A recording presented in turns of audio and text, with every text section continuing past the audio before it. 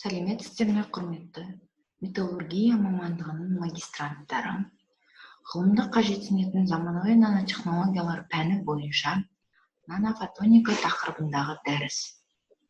Лектор Достаева Ардақ Мұхамедиевна, Щербакова Елена Петровна, Алина Арайлым Алтынбековна. Фотоника және нанофотоника. Фотоника сәулеленумен, сөндірумен, детекторлеумен, жарықтың таралуымен және жарықты басқарумен байланысты физика және технология саласы ретінде анықталуы мүмкін. Фотоника терминінің жалпы қабылданған анықтамасы жоқ. Фотоника ғылым саласы ретінде 1960 жылы лазердің өнертабысымен, сондай-ақ 1900 жылы лазерлік диодтың өнертабысымен басталды. Кейбір негізгі элементтер мен фотоника құрылғылары лазер, лед талшық, фотон кристаллы, оптикалық күшейткіш және тағы басқалары. Нанофотоника фотониканың бөлімі болып табылады. Мұнда фотондардың саналған саны бар құбылыстар зерттеледі және нанометр шкаласындағы жарықтың қасиеттері зерттеледі. Соның ішінде нанобөлшектермен және наноқұрылымдармен өзара әрекеттеседі.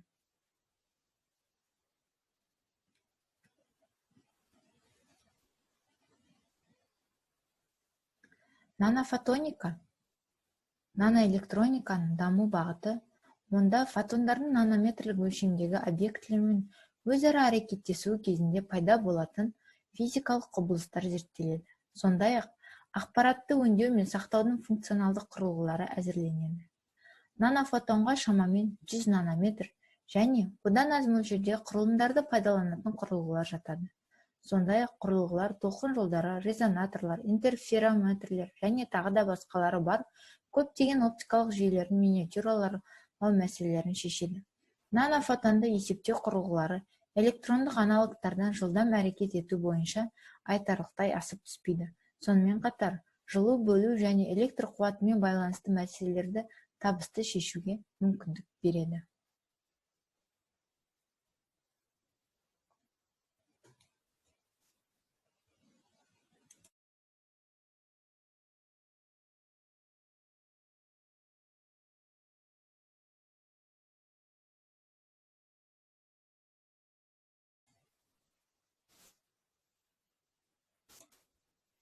Нанофотоника аспаптары мен құрылғыларында көлемі бар кеңістікте орналасқан жарық лямбда көп толқын ұзындығынан аз немесе лямбда 3 аз көлемде қолданылады. Егер классикалық оптикада ажыратылатын объектінің ең аз мөлшері үшін рельеф критерийінің болуымен байланысты оптикалық бейнені рұқсат ету қабілетінің іргелі шектеуі болса, нанофотоникада көрсетілген критерийді жеңу тәсілдері табылды.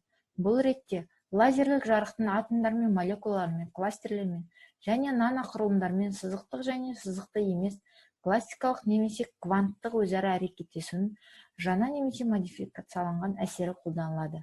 Бұл саланың практикалық дамуы өте аз мөлшерде жарықты оқшаулау үшін субмикрондық құрылымдарды, нанотесіктер, наносаңылаулар, наноинелер және тағы басқаларды алуға мүмкіндік беретін лазерлерді құруға негізделген.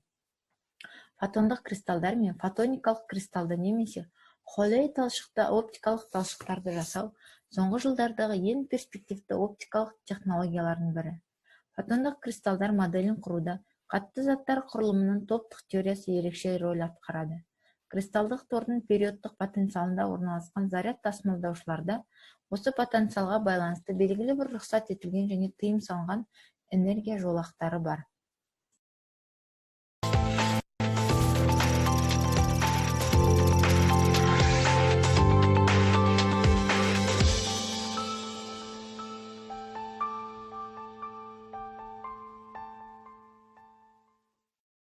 Здравствуйте, друзья! Сегодня мы будем говорить о нанофотонике. Нанофотоника похожа на электронику. Все, конечно, слышали об электронике. Многие слышали о нанотехнологиях. И тоже, наверное, многие слышали о фотонике. Так вот, давайте начнем с формального определения. Нанофотоника – это раздел фотоники, изучающий физические процессы, возникающие при взаимодействии фотонов с нанометровыми объектами и ориентированный на создание приборов на этой основе. То есть, если схематически попытаться представить, то все выглядит вот так. То есть нанофотоника – это фотоника плюс нанотехнологии. И именно это определяет тот интерес и бурное развитие, которое эта область в настоящее время переживает. Связано это, конечно, с тем, что со светом уже люди работают давно, а вот возможность включить в этот процесс нанообъект появилась сравнительно недавно в связи с бурным развитием нанотехнологий. Вот. Но, как мы уже говорили, нанофотоника, по сути, конечно, это часть фотоники. Фотоника, в свою очередь, это область науки, включающая в себя изучение процессов генерации, спускания, прохождения, модуляции, переключения, усиления, детектирования, то есть обнаружения света, то есть все, что связано со светом, с манипуляциями света. В основе определения лежит понятие фотона. Фотон, опять же, как, наверное, все знают, это квант света. И это понятие было введено в физику, в науку, в нашу жизнь в 1905 году Эйнштейном, который объяснил фотоэффект. Но объяснению фотоэффекта предшествовало фундаментальнейшее открытие Планка, который решил проблему, тоже, наверное, помним все из школьного курса физики, решил проблему излучения абсолютно черного тела и показал, что проблема эта разрешается, если предположить, что излучение происходит порциями, квантами. Отсюда, вот, собственно, это понятие вошло в нашу жизнь. А потом уже возникла квантовая механика, вообще возникла новая физика, возник новый взгляд на мир. Так что это вот корнями уходит именно туда. Но сам термин «фотоника» именно возник и начал широко употребляться в 80-е годы, когда появилась возможность манипулировать именно фотонами и решать с их помощью проблемы обработки преобразования информации. То есть в основе лежит семантическое единство со словом или с термином электроника. То есть мы решаем те же задачи с помощью фотоники, что и электроника, но вместо электронов у нас выступают фотоны. Помимо вот задач информационных технологий, телекоммуникаций, фотоника включает в себя сейчас множество самых разнообразных приложений в области лазерных технологий, биохимосенсоров, медицинская диагностика и терапия, в том числе терапия рака, создание новых средств изображения, метеорология с рекордными характеристиками, солнечная энергетика и многое-многое другое. То есть это одно из самых бурно развивающихся современных направлений науки и технологий. В основе вот этого сложившегося к настоящему дню положения лежат, конечно, великие открытия, которые принято вот объединять так и формулировать, что это была информационная революция 20 века.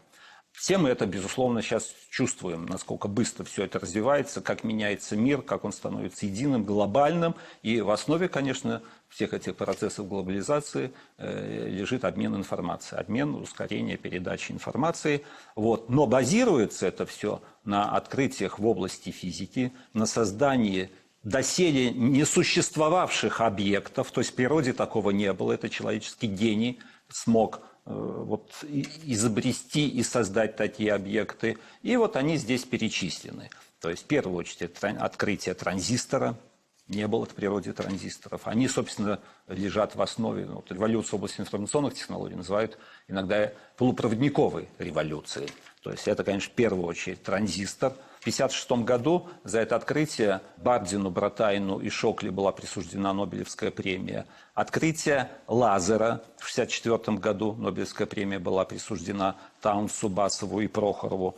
Открытие создания нового типа лазеров, полупроводниковых лазеров на основе полупроводниковых гетероструктур. Попозже мы этого коснемся подробнее, потому что это один из важнейших ингредиентов нанофотоники, за что Алферов и Кремер получили Нобелевскую премию в 2000 году. И создание, конечно, технологии передачи оптических сигналов на сверхдальние расстояния с помощью оптических волокон. За создание оптических волокон Чарльзу Кау Нобелевская была присуждена в 2009 году. Картина вырисовывается следующая. То есть фотоника, в основе которой лежат вот процессы, связанные с генерацией, управлением света. Фотоника лежит в основе многих современных информационных технологий, наряду с электроникой, как мы ниже увидим. перспективы развития информационных технологий все в большей и большей степени связываются именно с успехами в области развития фотоники, ну, нанофотоники в первую очередь, а также множество других областей. Но вот если знакомиться с литературой, с оригинальной научной литературой, то можно заметить, что вопросы, которые вот иногда относят к области фотоники, иногда их относят и к другим областям. Это квантовая электроника, оптоэлектроника, квантовая оптика, электрооптика. То есть в каких-то аспектах это синонимы, но есть и определенное смысловое различие, там, коннотация, как это принято говорить. То есть квантовая оптика, допустим, она более ориентирована на решение фундаментальных вопросов, а фотоника на решение прикладных вопросов. В оптоэлектронике изучаются системы гибридные, представляющие из себя соединение оптических и электрических систем, а фотоника создает новые среды, где они интегрированы могут быть, ну и так далее. Электрооптика – это старый достаточно термин, но тоже активную роль играет вот современной нанофотоники уже на новых основаниях. Но вот он связан с исследованием нелинейных взаимодействий в кристаллах. Примеры, вот, которые принято относить к нанофотонике, они известны на самом деле в окружающем мире. Эти примеры известны с древнейших времен. Вот перед нами так называемая ликургийская чаша или чаша Ликурга. Ну, Ликург – это вот мифический персонаж, фракийский царь, который был наказан за свой спор, за неуважение к Дионису. И вот эта вот чаша, она создана примерно в IV веке нашей эры мастерами Древнего Рима. Она меняет цвет от зеленого до красного в зависимости от характера освещения.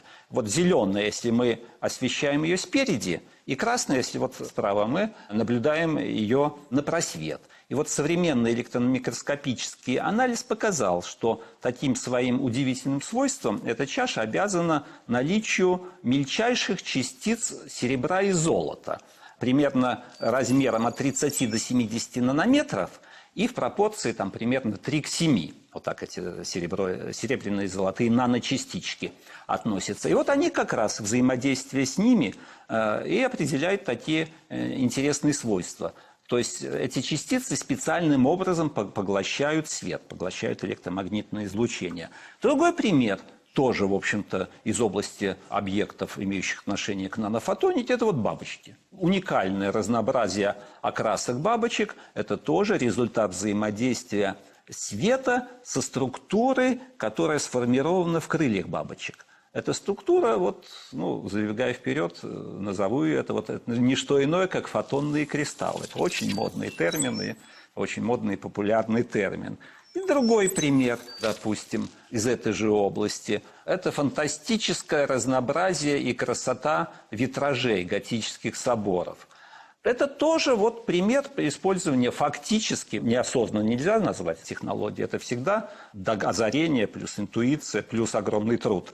Значит, и вот эти вот витражи, они своим разнообразием цветов тоже обязаны наличию в своем составе наночастиц различных металлов. То есть приготавливают их так. Растирают окисел металла, потом его, значит, помещают в растворитель, комбинируют с легкоплавким стеклом, осаждают на поверхность стекла и спекают. И так вот слой за слоем следуют отжиги.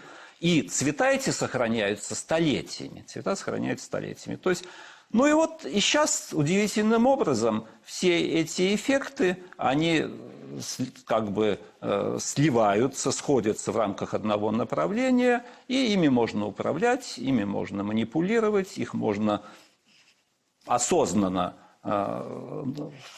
проектировать и использовать вот для решения тех задач, о которых я говорил в нанофотонике.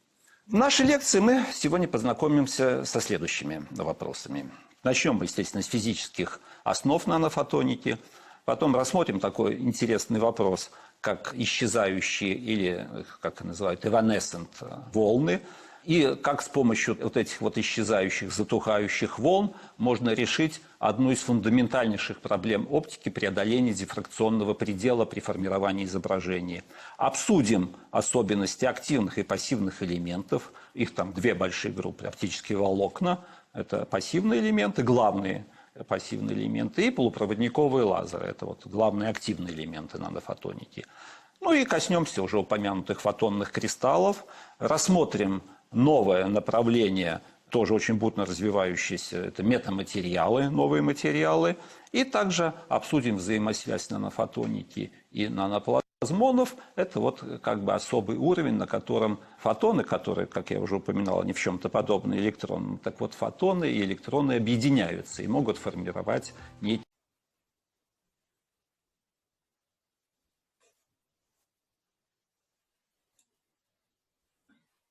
Заттың жолақ құрылымымен ұқсастықта оптикалық жоғарылақ құрылымы ұсынылды. Әртүрлі энергиясы бар фотондар үшін рұқсат етілген және тыйым салынған күйлер анықталды.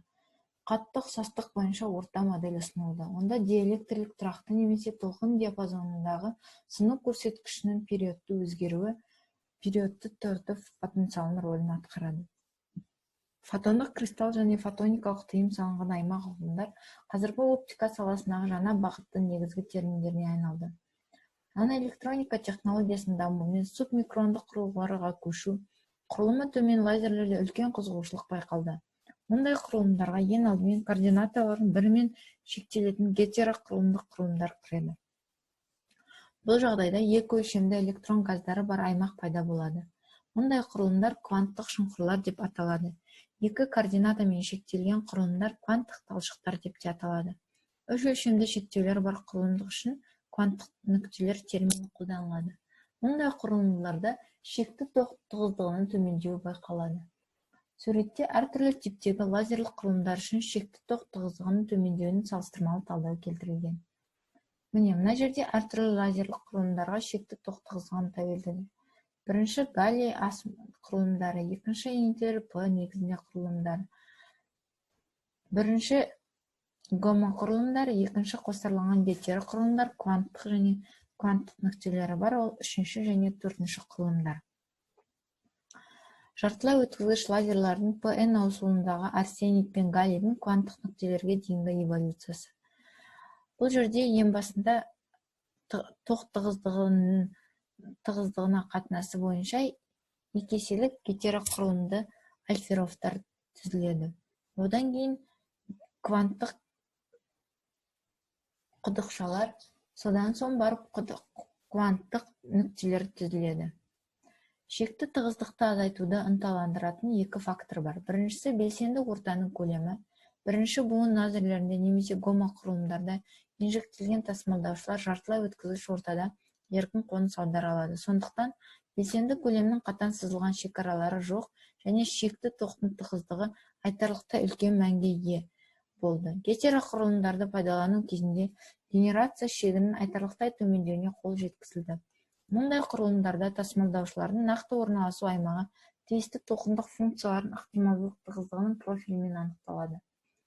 Бұл функциялар кванттық шұңқырдың қалыңдығына, басты кванттық санға, тасымалдағыштардың тиімді массасына және кедергінің биіктігіне байланысты болады. Екінші фактор квант өлшемді әсерлерге байланысты. Мұндай әсерлер электрон немесе тесік толқын ұзындығымен салыстырылатын өлшемдегі тасымалдаушылардың қозғалыс сипатына әсер етеді. Екінші жағынан бұл көлемдер зоналық теорияның заңдарына орындау үшін жеткілікті болуы тиіс. Кванттық шұңқырда тасымалдаушылардың орналасу кезіндегі дискретті рұқсат етілген энергетикалық деңгейлер пайда болады. Негізгі немесе төменгі жағдайы әлеуетті шұңқырдың түбінен негізгі деңгейде бөлетін кинетикалық энергиямен сипатталады.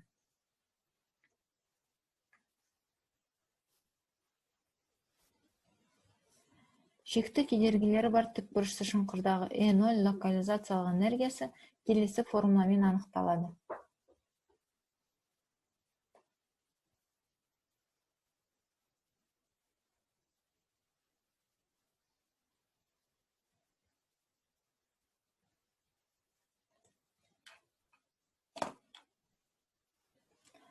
Мұнда М тасымалдаушылардың тиімді массасы, Д кванттық шұңқырдың қалыңдығы және шұңқырдың ең аз қалыңдығы Д минимум, ол кезде тасымалдаушылардың орналасуы қамтамасыз етілмеген кезде E0 ДЕ арақатынасını бағалауға болады. Мұнда дельта Е шұңқырдың тереңдігі. Арсенит галликалық құрылымдарда Д минимум мөлшері 4-5 нанометрді құрайды. Кванттық шұңқырдағы негізгі жағдайлар арасындағы ауысу энергиясы сол материалда аймақ аралық ауысу энергиясы көбірек болады. Бұл толқынның ұзындығын кванттық шұңқырдың өлшемі арқылы өзгертуге мүмкіндік береді. Басқару мүмкіндігін тығыздығы жағдайлар қамтамасыз етеді. Елеулі ресурс одан әрі жақсарту, лазерлік сипаттамалары, спектрдің дискретизациясы, энергия бойынша күйдің тығыздығын болуды модификациялайды. Лазердің жұмысы үшін жұмыс деңгейлері инвентарьленуі қажет және жеткілікті. Дәл осы аймақтардағы деңгейлер шекті күшейтуді және аса жылдам айдау кезінде мәжбүрлі ауысудың қажетті жылдамдығын қамтамасыз етеді. Жартылай өткізгіш ОМА құрылымдарда генерацияға тікелей қатыспайтын аймақтардағы деңгейлердің кейбір санын толтыру қажет. Бұл деңгейлердің қатысуымен қарапайым немесе қажетсіз рекомбинация шекті шығындар үшін өрнекке кіреді. Бұл деңгейлер жұмыс деңгейінен төмен немесе жоғарғы энергия бойынша орналасқан. Төмен деңгейлер толтырылуы керек, себебі олар жеткілікті күшейтуді қамтамасыз етпейді. Оны арттыру үшін қуатты сорғы қажет. Көлемді жартылай өткізгіште күй тығыздығы кинетикалық энергияның шаршы түбіріне пропорционалдық түрде өседі. Төмен өлшемді құрылымдарда өзге көрініс кванттық шұңқырда күйдің тығыздығы секірумен артады. Егер ол генерация әсеріне алу үшін жеткілікті болса, онда жұмыс істемейтін деңгейлер жоқ. Жұмыс деңгейлерінен жоғары энергия деңгейлерінің халқы толтырудың квазивеселі функциясының температуралық шайылуына байланысты. Осы деңгейлердегі тасымалдаушылардың саны жай күйінің тығыздығын көбейтуден энергия көрсетілген аралық толтыру функциясына интегралға сәйкес келеді. Толтыру функциясы Ферми деңгейі мен қарқын анықталады. Кванттық жіктер мен нүктелердің күй тығыздық кванттық деңгейден асатын энергиямен азаяды. Осының арқасында энергия спектрін оңтайландыруға және жұмыс деңгейінен жоғары жатқан жұмыс істемейтін күйлердің үлесін азайтуға болады. Мұндай лазерлік орталарда күшейту мен генерация шегінің температуралық тәуелдігін айтарлықтай әлсіретуге болады. Жартылай өткізгіш лазер тоғының шекті тығыздығын төмендету үшін нанақұрылымдарда кванттық әсерлерді қолдану күй тығыздығы профилін оңтайландырудан тұрады. Басқаша айтқанда, бұл ойластырылған зоналық инженерия немесе берілген зоналық құрылыммен құрылым құру туралы болып табылады. Фотон кристалдарына келсек, фотон кристалдары құрылымы кеңістіктегі бағыттарды сыну көрсеткішінің мерзімді өзгеруімен сипатталатын материал. Фотонды кристалдың негізгі қасиеті фотонды тыйым салынған аймақ. Фотонды кристалдың ішінде тарала фотондар жиілігінің аймағы. Міне біз суреттен бір өлшемді фотондық кристалдар, екі өлшемді фотондық кристалдар және үш өлшемді фотондық кристалдарды көріп отырмыз.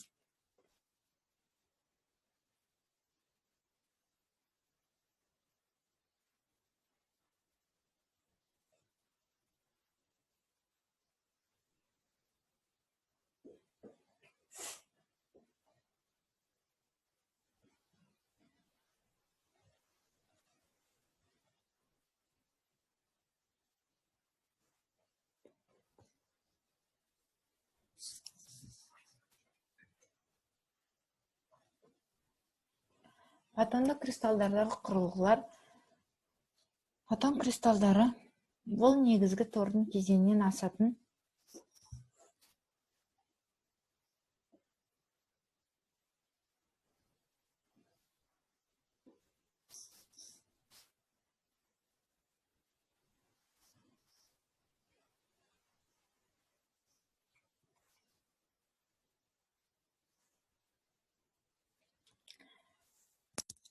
жасанды өріс. Бұл өріс 1, 2 немесе 3 өлшемді ортаның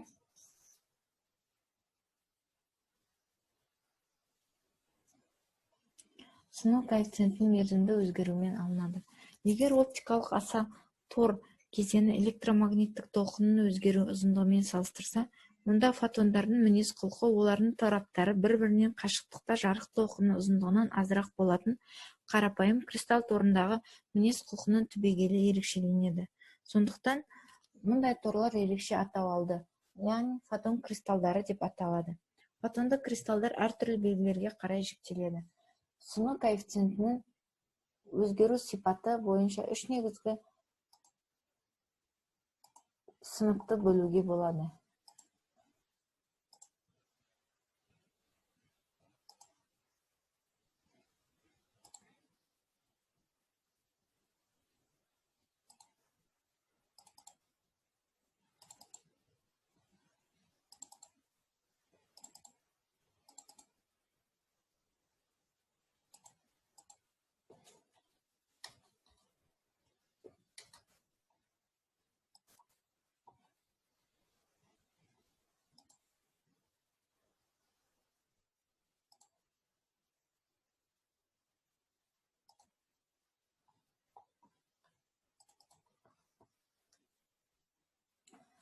бір өлшемді немесе бірді құрылымдар, оларда сыну көрсеткіші сол кеңістікке бағытта мезгіл болып өзгеріп отырады. L таңбасы сыну көрсеткішінің өзгеру кезеңін білдіреді. N1 және N2 материалдардың сыну көрсеткіштері. Мұндай фотоникалық кристалдар бір-біріне параллель әртүрлі материалдардан тұратын қабаттардан тұрады, және олардың қасиеттерін қабаттарға перпендикуляр бір кеңістіктік бағытта көрсете алады.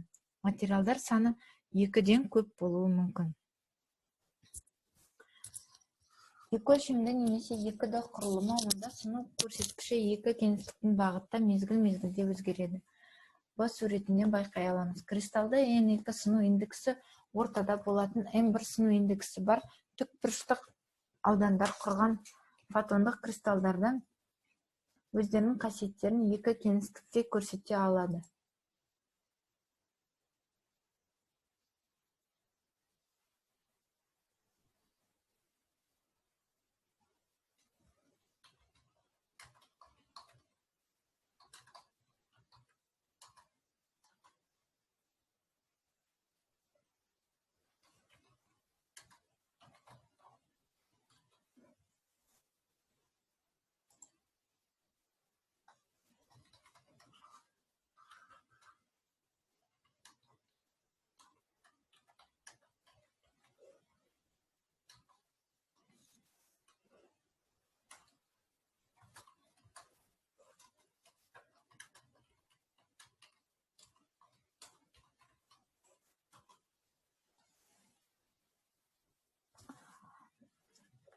Фотондық кристалдар өздерінің қасиеттерін екі кеңістікте көрсете алады. Сыну индексі бар аймақтардың нысаны кез келген болуы мүмкін. Бұл аймақтарға тапсырыс берілген кристалдық тор, ол жоғарыдағы суреттегідей текше ғана емес,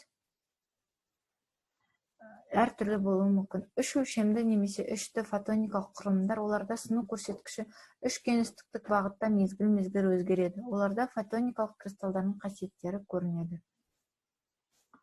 Фотон құрылғыларының болашағына келсек,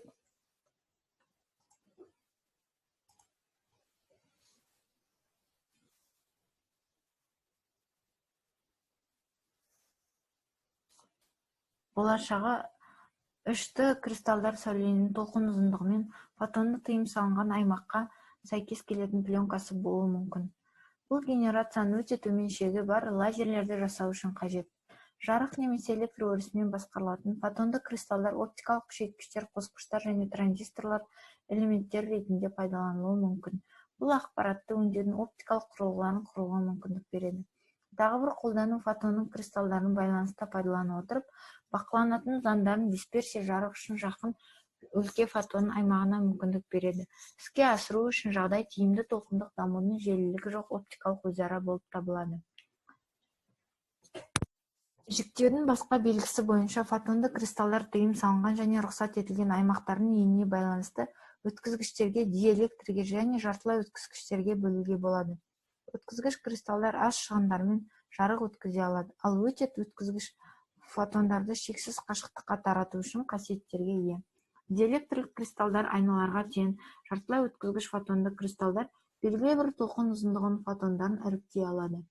Фотонды тыйым салынған аймақ үш өлшемді фотонды кристалл кремний кристаллындағы электронды тыйым салынған аймақтың кейбір ұқсастығы және жарық ағынын басқара алады. Фотондық тыйым салынған аймақтардың пайда болуының физикалық механизмінің негізінде мерзімді өрісі бар ортада толқынның таралу құбылысы жатыр.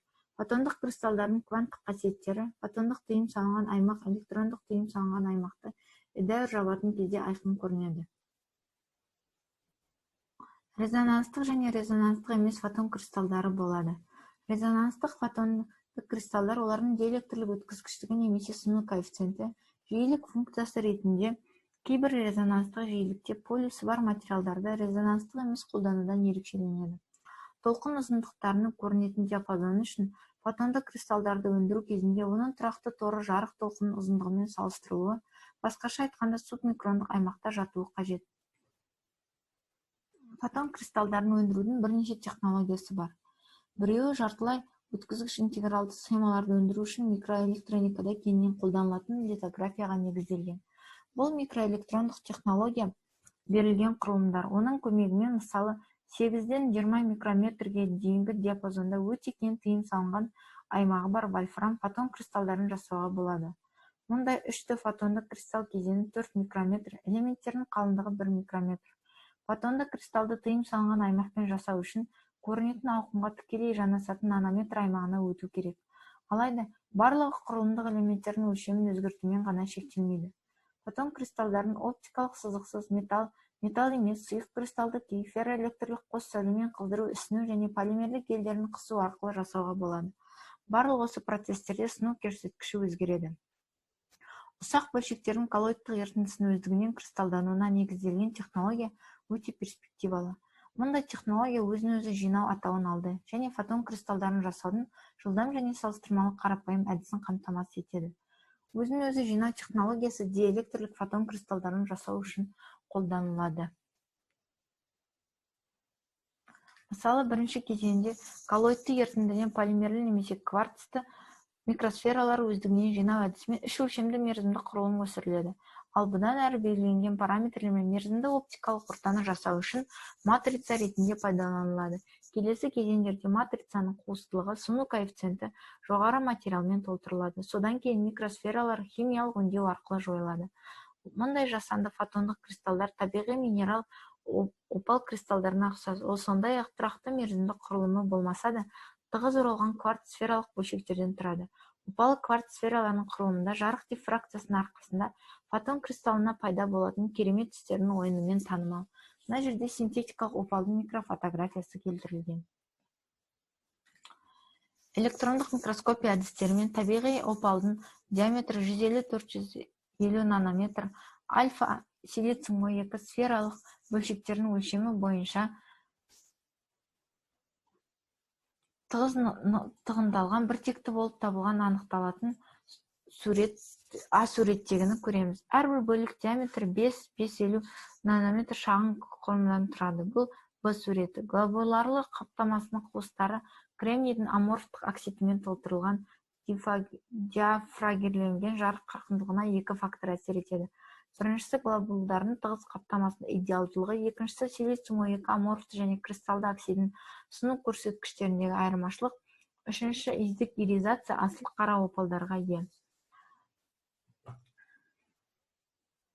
Бұлар үшін сыну көрсеткіштерінің мәндеріндегі айырмашылығы 0,02-ні құрайды. Нанофотоника тақырыбын келесі аптада тағы да жалғастырамыз.